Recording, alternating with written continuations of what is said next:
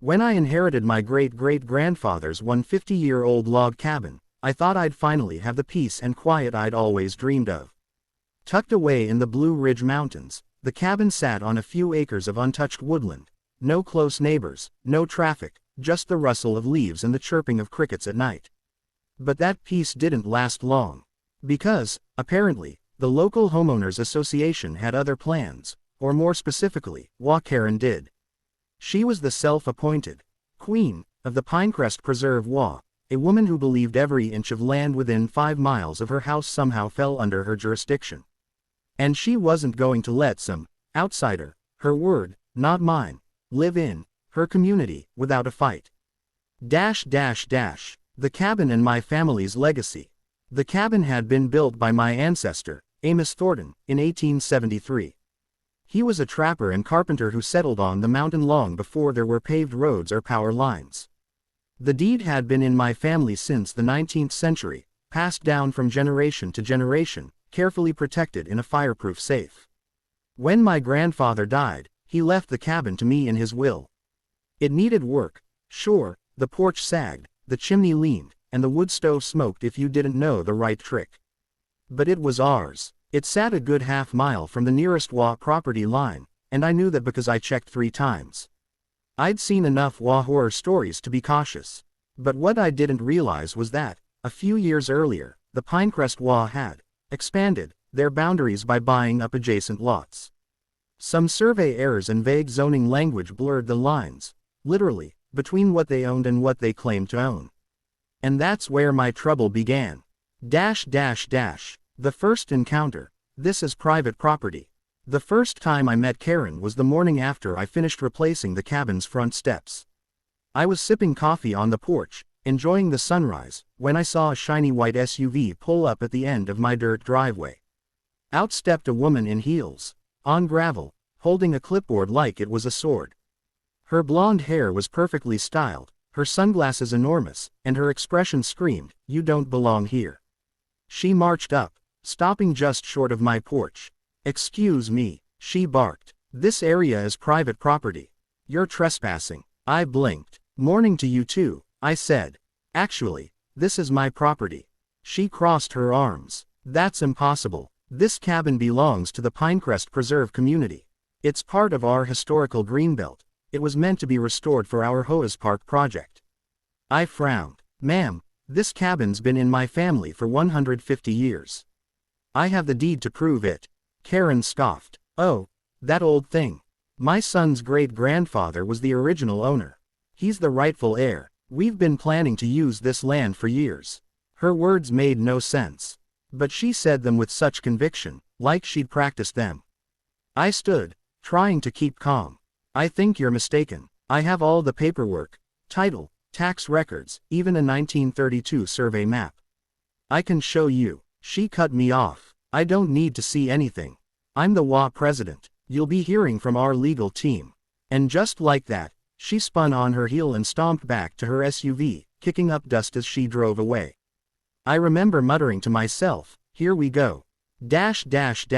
Harassment by paper." The next few weeks were a circus.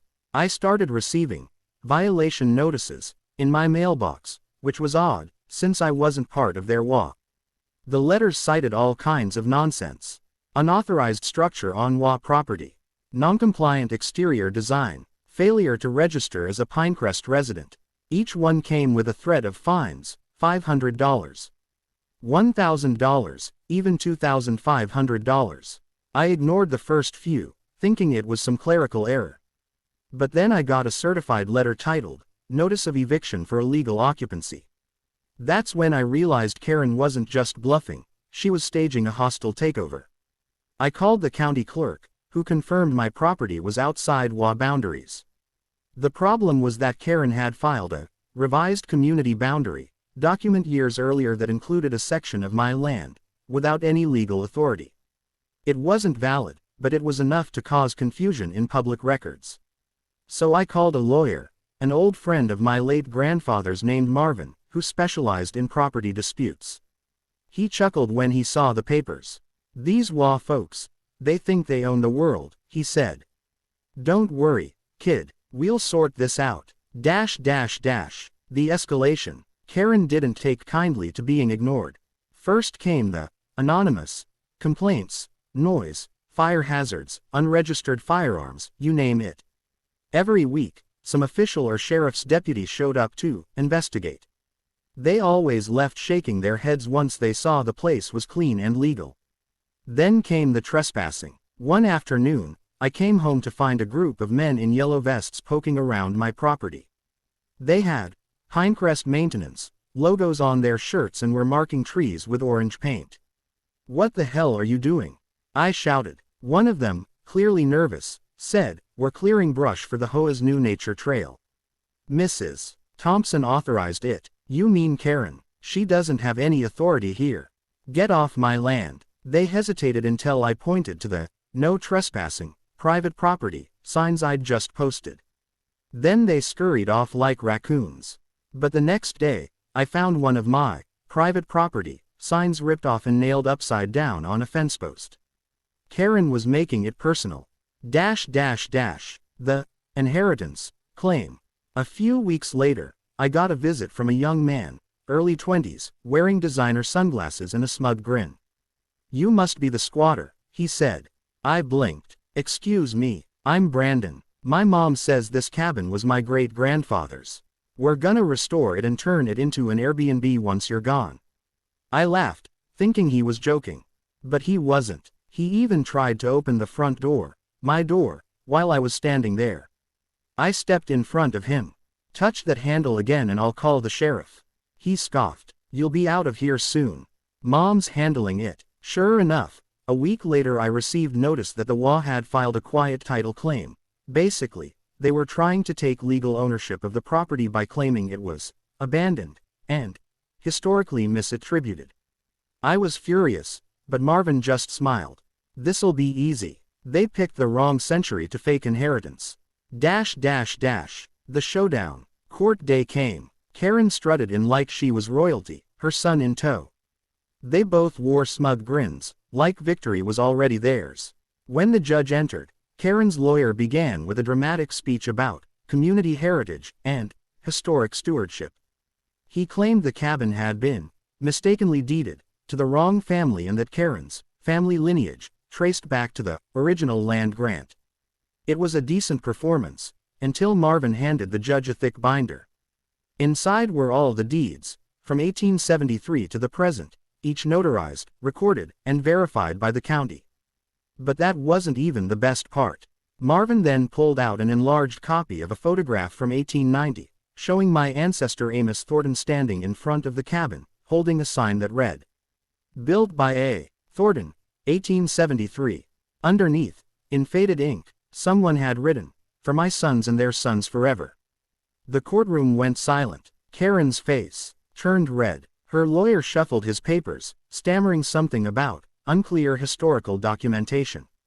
Then Marvin dropped the final bombshell, a genealogical report proving that Karen's supposed great-grandfather had actually lived in Ohio his entire life, 400 miles away. The judge didn't need much time. He slammed the gavel. "Case dismissed. The property legally belongs to Mr.